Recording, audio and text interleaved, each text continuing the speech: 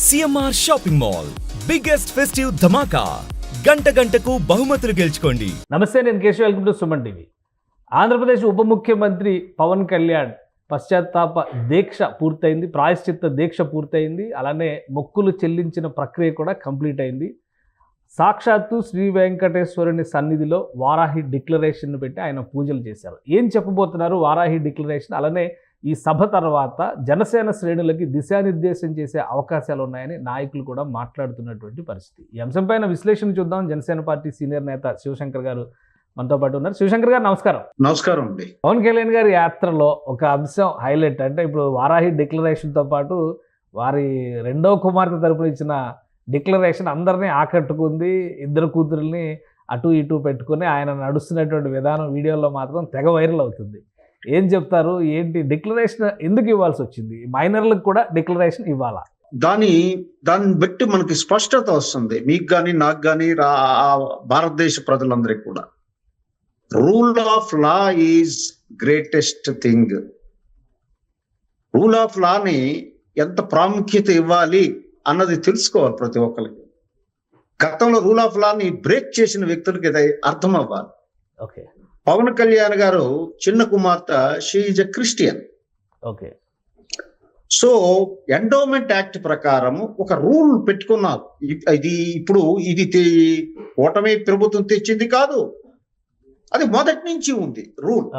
ఎవరైనా అన్య మతస్థులు వెంకటేశ్వర స్వామిని దర్శించుకోవాలంటే మీ యందు నాకు విశ్వాసం ఉంది అని ఒక ఫారం మీద సంతకం చేసి ఇవ్వాలి. అది దట్ ఈజ్ రూల్. దాన్ని నేను పాటించడం అంటే మీకు చట్టాల మీద, రూల్స్ మీద, నియమాల మీద ఏం గౌరవం ఉందో ఆ స్పష్టత అర్థమవుతుంది. ఈ రోజు పవన్ కళ్యాణ్ గారు అధికారంలో ఉండి కూడా, ఉప ముఖ్యమంత్రి హోదా ఉండి కూడా, తన చిన్న కూతురు మైనర్ కాబట్టి మైనర్ తరపున ఆన్ బిహాఫ్ మైనర్ ఫాదర్ సంతకం చేయాలి కాబట్టి ఆయన సంతకం చేయడానికి ఏమాత్రం సంకోచించలేదు. That is character and values and ethics of the Pawan Kalyan గారు. వారిని చూసి నేర్చుకోవాలి చాలా మంది. నేను ఎందుకు సంతకం పెట్టాలి, మావాడు సంతకం పెట్టడం అన్న మాజీ మంత్రులకి వాళ్ళందరికీ ఇది ఒక గుణపాఠం. ఆయన చూసుకొని నేర్చుకోండి. మనమే రూల్ పెట్టుకొని మనమే దాన్ని పాటించకపోతే ఎటువంటి సంకేతాలు వెళ్తాయండి ప్రజలకి? మీరే చెప్పండి. కానీ జగన్మోహన్ రెడ్డి గారు ఒక మాట అన్నారు, మా నాన్నగారు కూడా ముఖ్యమంత్రిగా ఉన్నారు, ఎన్నోసార్లు మేము తిరుమల దర్శించుకున్నాం, కానీ ఎప్పుడు డిక్లరేషన్ ఇవ్వలేదు, ఇప్పుడు ఎందుకు ఇవ్వాలి అనే ప్రశ్నని అంటే ఆ ధోరణిలో మాట్లాడారు ఆయన. ఎప్పటి నుంచో వైఎస్ రాజశేఖర రెడ్డి గారి హయాం నుంచి కూడా మేము తిరుమల వస్తున్నాం, ఎప్పుడు డిక్లరేషన్ పైన సంతకం చేయలేదు, ఇప్పుడే ఎందుకు ఆ ప్రశ్న వస్తుంది అనేది ఆయన వేసినటువంటి ప్రశ్న. దానికి సమాధానం ఉంది? ఖచ్చితంగా ఉందండి. యాక్చువల్గా ఏమిటంటే చీఫ్ మినిస్టర్ ఆఫ్ ఆంధ్రప్రదేశ్కి ఒక ప్రివిలైజ్ ఉంటుంది. ఎందుకంటే అది శ్రీవారికి పట్టు వస్త్రాలు చేయడం కానీ బ్రహ్మోత్సవాలు పాల్గొంటారు, అదర్ ఎనీ ఇది అది వస్తుంది. బట్ ఎవరైనా ఆయన తరపున వచ్చిన వాళ్ళు డిక్లరేషన్ ఇవ్వాలి. గతంలో నువ్వు ఇవ్వలేదని డిక్లరేషన్ అది లా ఎలా అవుతుంది? ఇప్పుడు నేను గతంలో ఇవ్వలేదు ఇప్పుడు ఎందుకు ఇవ్వాలి అంటే అది వితండవాదం. రూల్ ఉందా లేదా? ఎండోన్మెంట్ యాక్ట్ లో అదే లా ఉందా లేదా అంటే నేను గతంలో ఫాలో అవ్వలేదు కాబట్టి నాది ఎలా అంటే అది మూర్ఖత్వానికి నమూనా. అంతకుమించి దాన్ని ఆలోచించవలసిన పని లేదండి. ఆయన ఆయన ఆయన స్టైల్ అది. అందుకే ఈ రోజు ఈ పరిస్థితి వచ్చింది ఆయనకి, ఆ స్టైల్ వల్ల. కేవలం రాజకీయం కోసమే కూటమి నాయకులు డిక్లరేషన్ అనేటువంటి వాదాన్ని పైకి తీసుకొచ్చారు. లేదండి, గతంలో అబ్దుల్ కలాం గారు ఇచ్చారు, సోనియా గాంధీ గారు ఇచ్చారు, అనేక మంది డిక్లరేషన్ సంతకం పెట్టి గౌరవప్రదంగా ఆలయంలో ప్రవేశించారు. మరి అబ్దుల్ కలాం కంటే ఈయన గొప్పవాడా? సోనియా గాంధీ గారు అంటే గొప్పవాడా? ఎంతో మంది ఇచ్చారు డిక్లరేషన్, వెళ్ళి వెరిఫై చేసుకోమనండి ఆయన్ని. అంతేగాని నేను ఇప్పుడు ఆ ప్రశ్న ఎందుకు వచ్చింది, నేను ఎందుకు ఇవ్వాలి అని అంటే, ఇప్పుడు ఈ టైపు మూర్ఖత్వానికి, చట్ట వ్యతిరేకానికి, ఒక చట్టం యందు, ఒక రూల్ యందు గౌరవం లేకపోయే వ్యక్తి ఆయన. అలాంటి వ్యక్తులు అలాగే ఆలోచిస్తారు. దానికి నాకైతే అది ఆశ్చర్యం అనిపించాలి ఆయన మాట్లాడిన కామెంట్స్ కానీ, ఆయన మాజీ మంత్రులు సమర్థించే తీరు కానీ.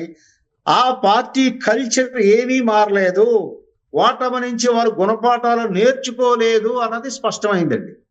పవన్ కళ్యాణ్ గారు ఒక్క చర్యతో అంటే ఆ డిక్లరేషన్ పైన సంతకం పెట్టడం ద్వారా మొత్తం ఈ అంశాలన్నిటికీ కూడా ఒక ఫుల్ స్టాప్ పెట్టి ఒక క్లారిటీ ఇచ్చారనుకోవచ్చు. ఎస్ అండి. అంటే ఆయన ఒక నియమావళి ఇప్పుడు అనేక సందర్భాల్లో మీరు పవన్ కళ్యాణ్ గారు స్పీచ్లు కానీ మనం గమనించినట్లయితే చట్టం చేయకే ముందే ఆలోచించాలి, చట్టం చేశాక మనమే దాన్ని అతిక్రమిస్తామంటే మాత్రం కుదరదు అని అనేక సందర్భాలు చెప్పారు. అవును. ఈ రోజు ఆయన చేసి చూపించారు. శివశంకర్ గారు చేసి ఏంటి చూపించారు. స్పెషాలిటీ ఏంటి? మామూలుగా ప్రమాణ స్వీకారం రోజునేమో ఒక పక్కన అఖీరా, ఇంకో పక్కన ఆద్య కనిపించారు. ఈసారి దేవుడి దర్శనం విషయంలో మాత్రం ఒకవైపు పొలీనా, ఇంకో వైపు నుంచి ఆద్య కనిపించారు. చాలా మంది దానిపైన ఆసక్తికరంగా చర్చిస్తున్నారు. చర్చించడానికి ఏముంది, వాళ్ళంతా ఫ్యామిలీ మెంబర్స్ అండి. ఫ్యామిలీ మెంబర్స్ గురించి చర్చించడం ఏంటి నాకు అర్థం కాదు. It is nothing but infringement into personal అంటే అఫైర్స్. ఇది కూడా ఏమన్నా ప్లాన్డ్ గా తీసుకొచ్చారా, లేదంటే నార్మల్ గా యథాలాపంగా జరిగినటువంటి అంశంగా చూడాలా? ప్లాన్డ్ గా ఏదో రాజకీయంగా చేసే వ్యక్తి కాదండి పవన్ కళ్యాణ్ గారు. రాజకీయ లబ్ధి కోసం కూడా ఆయన ఏదైనా చేస్తారంటే నేనైతే నమ్మను. అది ఎవరు చెప్పినా నేను తీవ్రంగా ఖండిస్తాను. ఆయన ఒక స్టైల్ ఉంటుంది, ఒక విలువలతో నైతికతతో జీవిస్తారు, అదే కంటిన్యూ అవుతుంది. మనం అర్థం చేసుకోవడంలో వేరుగా అర్థం చేసుకుంటారు, వేరు వ్యాఖ్యానాలు చేస్తుంటారు, అది సర్వసాధారణం. కానీ ఆయన ఆ కుటుంబంలో ఉన్న వాళ్ళందరూ కూడా వస్తున్నారు. ఈ రోజు ఆయన అనేక కార్యక్రమాలు మనం చూస్తున్నాం. అదే పెద్ద ప్రత్యేకత లేదు, ప్లాను లేదు, రాజకీయం లేదండి. సో పవన్ కళ్యాణ్ గారు మదర్ కూడా రియాక్ట్ అయ్యారు. ఫస్ట్ టైం ఒక ఇంటర్వ్యూ ఇచ్చారు. పవన్ కళ్యాణ్ గారి పోరాట పటిమ గురించి, 10 ఏళ్లుగా ఆయన చేస్తున్నటువంటి నిర్విరామ అవిశ్రాంత రాజకీయ పోరాటం గురించి ఆమె కూడా మాట్లాడారు. సో ఫ్యామిలీ మొత్తం పవన్ కళ్యాణ్ గారి వెంట నడుస్తుంది అనడానికి ఇది స్పష్టంగా సంకేతంగా చూడొచ్చా? ఖచ్చితంగా అండి. రెండవది ఏంటంటే ఆ ఫ్యామిలీలో విభేదాలు సృష్టించడానికి చాలా ప్రయత్నించారు గత ప్రభుత్వం పెద్దలు. ఈ డివైడ్ అండ్ రూల్ అనేది బ్రిటిష్ వదిలి వెళ్ళిపోయినా సరే అది బాగా అమలు చేశారు గత 5 సంవత్సరాలు. కాకపోతే ఎక్కడ పాచిక పారలేదు. కాబట్టి అది ఆ ఫ్యామిలీ అంతా ఒకటేనండి. వాళ్ళంతా కూడా చాలా ఐకమత్యంగా ఉన్న ఫ్యామిలీ. అది కూడా మన కుటుంబాలకి, మిగతా కుటుంబాలకు కూడా ఒక ఆదర్శప్రాయం.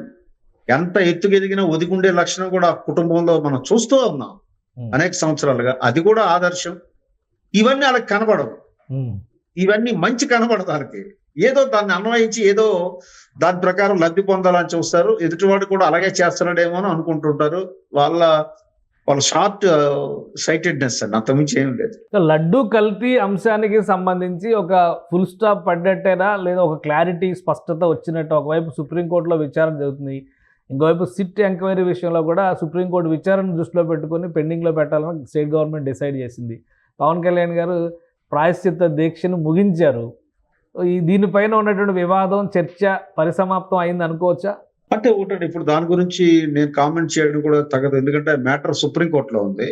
సో కాబట్టి కోర్టు అంశాన్ని మనం మాట్లాడుకోకూడదు. కానీ చట్టం తన పని తను చేసుకుపోతుందండి. అసలు అయిందా లేదా అవన్నీ ఆనరబుల్ సుప్రీంకోర్టు మార్గదర్శకాలు దానికి అనుగుణంగా అందరూ ఫాలో అవ్వాల్సిందే. అందులో ఇంకా డౌట్ లేదు. త్వరలో సుప్రీంకోర్టు వారు కూడా వారి ఆదేశాలు ఇస్తారు. ఆదేశానుసారం రాష్ట్ర ప్రభుత్వం గారు ఎవరైనా నడుచుకోవాల్సిందే. సో అతి త్వరలో చూద్దామండి ఏం జరుగుతుంది. ఇప్పుడు మనం దాని మీద మనం వ్యాఖ్యానించడం కూడా కోర్టు వ్యతిరేక చర్యగా ఉంటుందండి. రైట్. ఫైనల్ గా ఇంకా పెండింగ్ పోస్టులు, నామినేటెడ్ లిస్ట్, ఫస్ట్ లిస్ట్ ఒకటే వచ్చింది. 20 మందికి మాత్రమే క్లారిటీ వచ్చింది. మిగతా వాటిపైన చాలా ఉత్కంఠ ఉంది. ఏమైనా ఇన్ఫర్మేషన్ ఉందా? నెక్స్ట్ స్టెప్ ఎప్పుడు, నెక్స్ట్ లిస్ట్ ఎప్పుడు? లేదండి, నా దగ్గర ఇన్ఫర్మేషన్ లేదండి. కాకపోతే ఇంకా ఉన్నాయి, వస్తాయి అన్నటువంటి ఇన్ఫర్మేషన్ ఉంది. ఎప్పుడు ఎలా అనేది మాత్రం నా దగ్గర లేదండి. రైట్. థ్యాంక్ యూ శివశంకర్ గారు. అలాగే మీ కొత్త బాధ్యతలకి ఆల్ ద బెస్ట్ చెప్తున్నాం. Thank you very much. Thank you very much. Right, ఇది శివశంకర్ గారి విశ్లేషణ. ఇది తిరుమల పర్యటన తర్వాత పవన్ కళ్యాణ్ ఇచ్చినటువంటి క్లారిటీ, ముఖ్యంగా డిక్లరేషన్ అనేటువంటి ఒక్క అంశం పైన ఆయన చేసినటువంటి సంతకమే ఆయన నిబద్ధతకి నిదర్శనం అని చెప్తున్నారు శివశంకర్ గారు. మరోవైపు వారాహి డిక్లరేషన్ విషయంలో కూడా ఒక స్పష్టత ఉంది. హిందూ సంప్రదాయాలపైన, లౌకికవాదం పేరుతో జరుగుతున్నటువంటి దాడిపైన ఆయన నిర్దిష్టమైనటువంటి విధి విధానాలని ప్రకటించే అవకాశం ఉందని శివశంకర్ గారు విశ్లేషిస్తున్నారు. ఇది special discussion. Keep watching. Suman టీవీలో మీ పర్సనల్ అండ్ బిజినెస్ ప్రమోషన్స్ కోసం కింది నెంబర్కి కాంటాక్ట్ చేయండి.